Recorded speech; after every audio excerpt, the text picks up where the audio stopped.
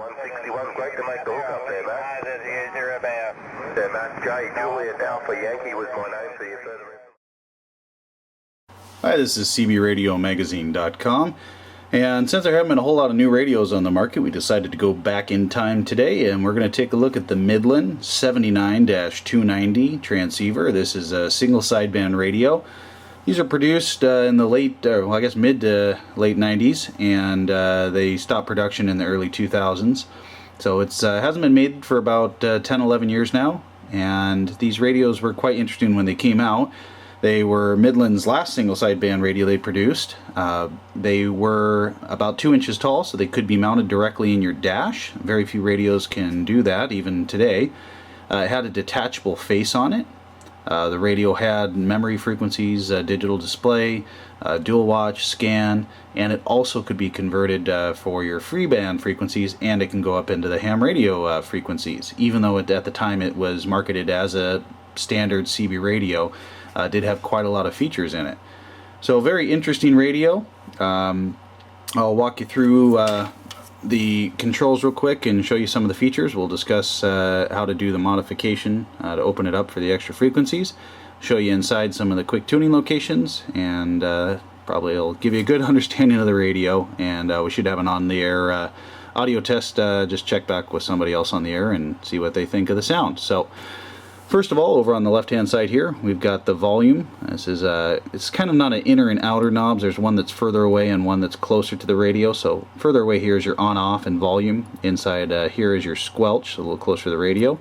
4-pin Midland connection. Of course, Midland loves to be quirky with their radios. So 4-pin, not a standard Cobra 4-pin, Midland 4-pin. Up here is your TX display. When you key up, you'll see the light come on. Weather channels. If you press the weather channel button, you can go in here, and it has 10 weather channels to choose from. Good morning, they're becoming southeast 15 Sunday, the chance of showers. Then of course, you want to go back to the CB, just press the weather channel again. Channel 19 button right below that, just takes you to automatic channel 19. I'll show you something too, since we're showing a frequency display. For those of you just, like to see the channel display, of course, that's an option as well. Over here's frequency button. Last channel recall. So let's say we keyed up on 38 and then we've dropped down to 32, and we want to go back to the last channel we keyed up on. Last channel recall, press that, takes you back. You can toggle between the last channel you keyed up on. Over here we've got our actual detachable faceplate button. To detach, the faceplate comes off for protection, so that you don't get it stolen, I guess, like the old days of car stereos. Seems like people aren't stealing stuff as much anymore in car stereos and stuff, since the price on car stereos have come down so much. So, I don't know how much useful it would be these days, but if you live in a bad area, of course, having a detachable face radio is useful.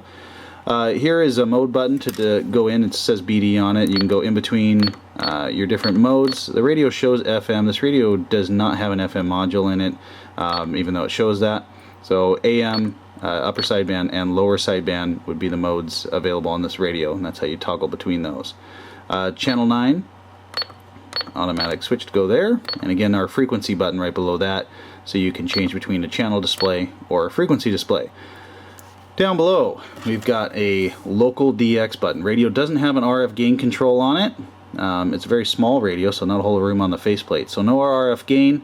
You have to have the local DX button. You press it, gives you cut back on your signal strength of the incoming signals, and this would be the DX position, or just open. Same thing with a microphone gain, not a microphone gain control on this. If you want to lower your microphone gain, you press the mic button. If you want it wide open, you just leave it off. Memory frequencies you can store in here. It's just a matter of going to the frequency, holding down the button. It will beep and flash. You'll see that we store that in there. We can go to another frequency, press down on the M2, and now if we go back to M1, you'll see channel 38's been stored in there, and we can go to M2 and it stores them in there. So you've got 4 memory frequencies you can store in there. There's a scan feature, so if we turn up the squelch, we can press the scan. It'll scan through until it hears a station break the squelch. West, the other way from there, going towards Anacortes type direction. and if nobody keys up again for a couple seconds, it will start scanning again. There it goes.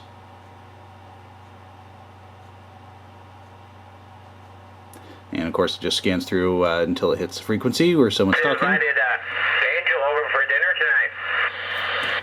There you go. So next option, we turn that one off. We can go to dual watch. So dual watch, you can go to one frequency, press the dual watch button, go to another frequency, press the dual watch button. It will switch back and forth in between frequencies. Yeah, I'm sure a lot of people would do. I watched the When guy frequency breaks the squelch, it'll stay there, and when it goes back down, it'll start the dual watch function again. So very cool. This also works in the expanded mode, so that is a neat feature as well.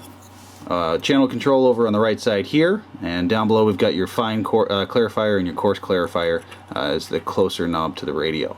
So those are the basic features. Not a whole lot on the face. This isn't a menu driven radio like the newer ones. This is a little old school, kind of before that.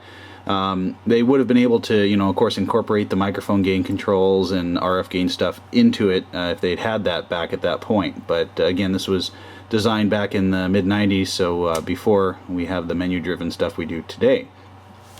The radio can be expanded. So right now we're in a standard mode. We'll turn it off. Once you've performed the modification to the radio to expand it and open it up, you have two options. You can go into a 10 meter ham radio frequency, which will give you between 2800 megahertz and 29.700, or you can go into a standard CB export type scenario, and in there you can go through the bands and up to the free band, but you can't get into the ham band completely from there. So let me show you how you do that. You would hold down the DW button and the channel 9 button while you power on the radio. This is after you've performed the modification inside the radio. So we hold down the DW and the channel 9. It takes a little bit of a contortion. We let go, power it on. Now you'll see our D, and if we go to the frequency display, actually I'll start in this one. So channel display, you'll see the D, and you know, right now channel 38D is our standard CB frequency, single sideband that we use. And if we hit the channel 9 button, now it takes us up into the different frequencies. So let's go A, B, C, D, E, F, and back to 8. Now, if we hit the frequency button, you can see the frequencies we're on. So obviously we're not in the standard CB frequency right now. And it goes up here in the CB frequency, and now we can jump up. This is kind of where your free band are. Most of you guys like to hang out. You can see you can go up into 42, 55, etc. It does top out at, right, there we go, 28.30. So if you are like a tech license in ham radio, this isn't going to quite get you there in this mode. There's another mode where you can get in there though. So that is cool with the expanded mode. If you want to go into the ham radio mode, what you need to do is you hold down the last channel recall and microphone gain button when you turn on the radio. And again, it takes a little bit of a contortion to do all of it. And as you can see, we are now in a ham radio frequency, and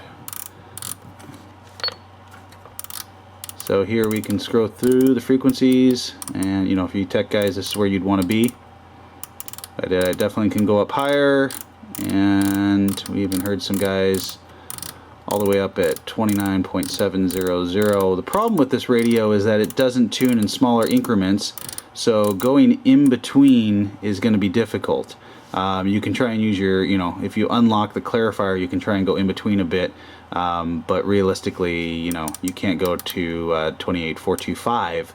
You can only go on the 10s.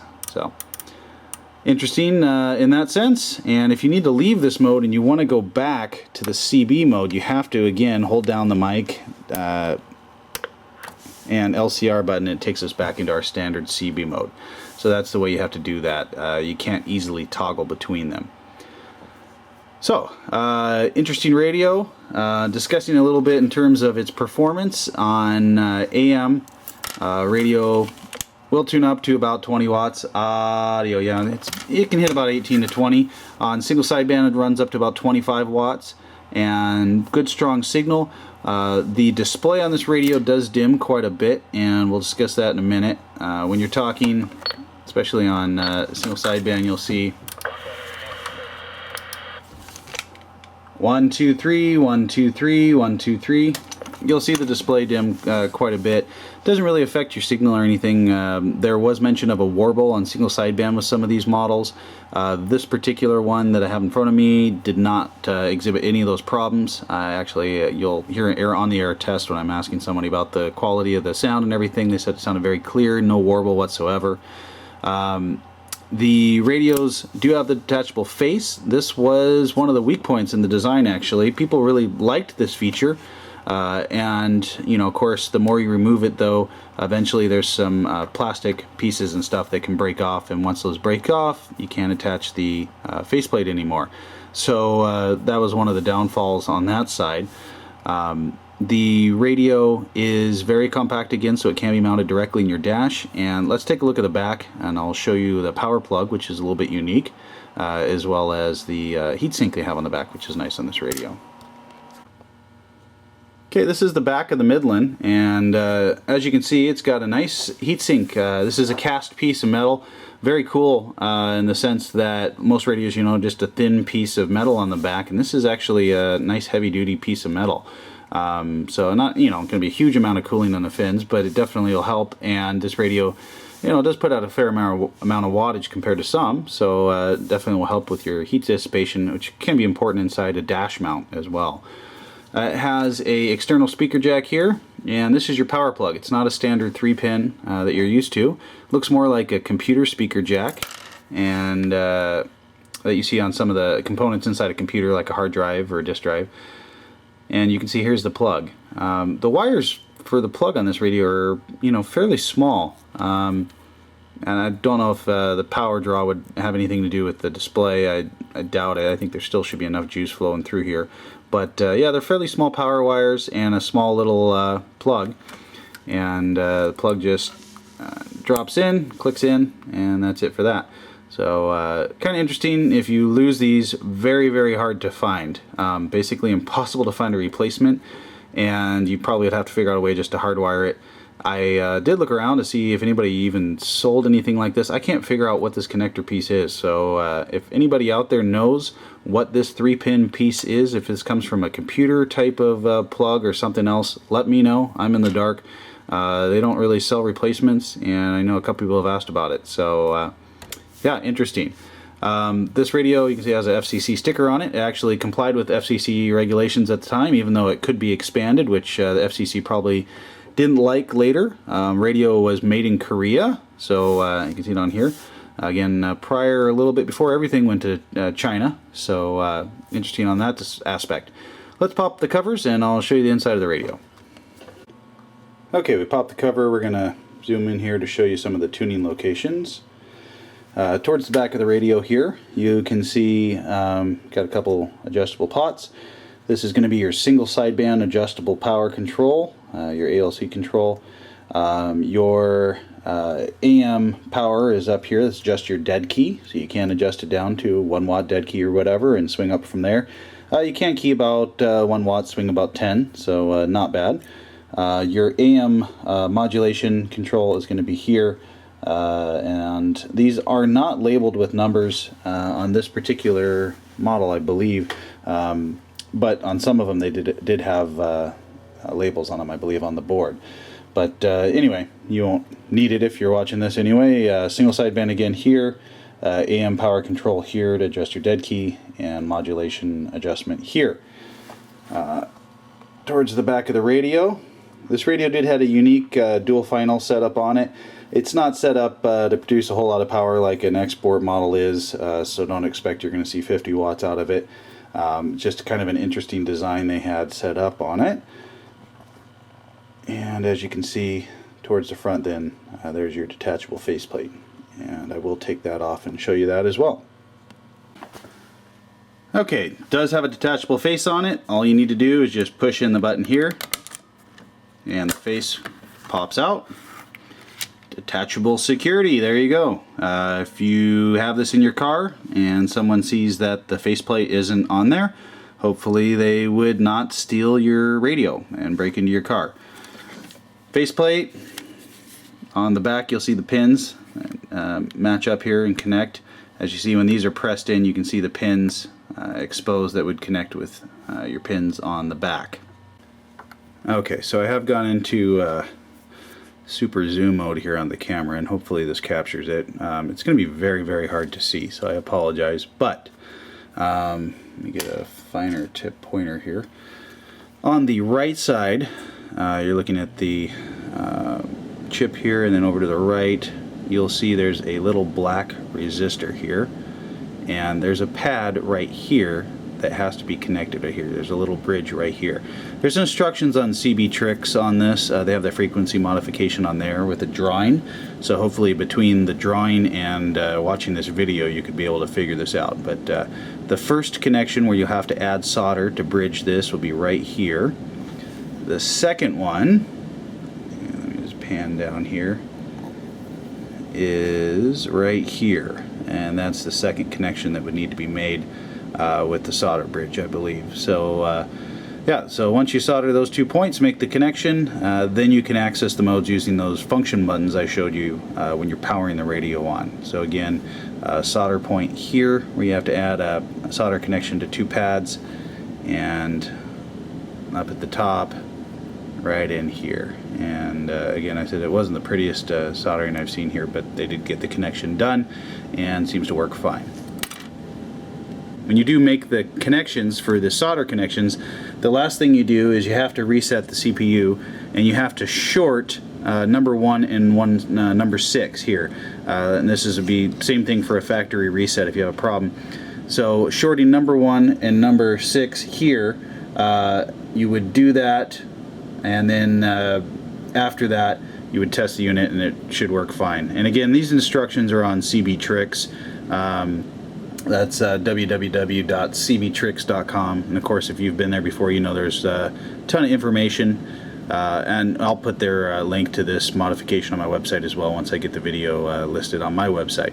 So yep, you have to short those pins, that's the last step, and then you should be able to have the operation, reinstall the faceplate, and you're ready to go.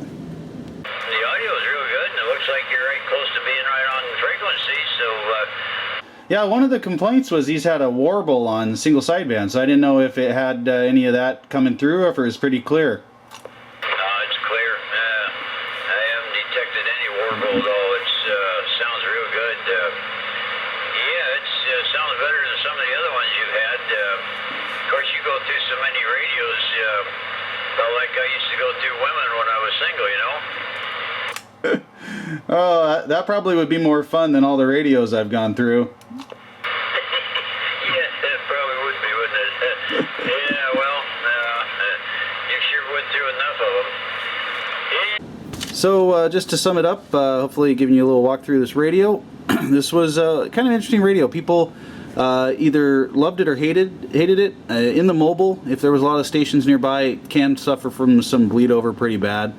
The receiver is actually quite good though, and you know, where I am here out in the middle of nowhere late at night, I can hear stations far off quite easily, even some of the harder to hear stations. The receive isn't too noisy that you expect on some of the digital radios. Some of the newer ones these days can be quite noisy, but this one has a very good receiver on it.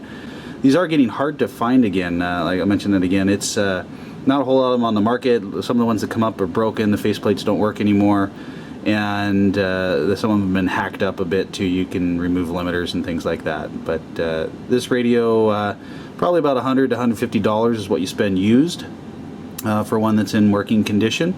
And it's still one of the very few radios that can actually be mounted directly in your dash, which is still desirable. I actually have a radio mounted in my dash right now, and it's quite cool to be able to do that. 2-inch on the height of the radio, so that's why it works for that. Pretty good tune-up, about 25 watts, which is stronger than the unit in 980, a newer radio, and it can be expanded for those extra frequencies, which is, you know, the part that most people are really interested in. Again, you know, if you're into freebanding and you want to get up into those upper frequencies, this is a good radio for that. Opens it up, you can get into freeband. It's actually kind of cool because you can save the memory again of the freeband station. you can go back into the CB frequencies and save that as a memory.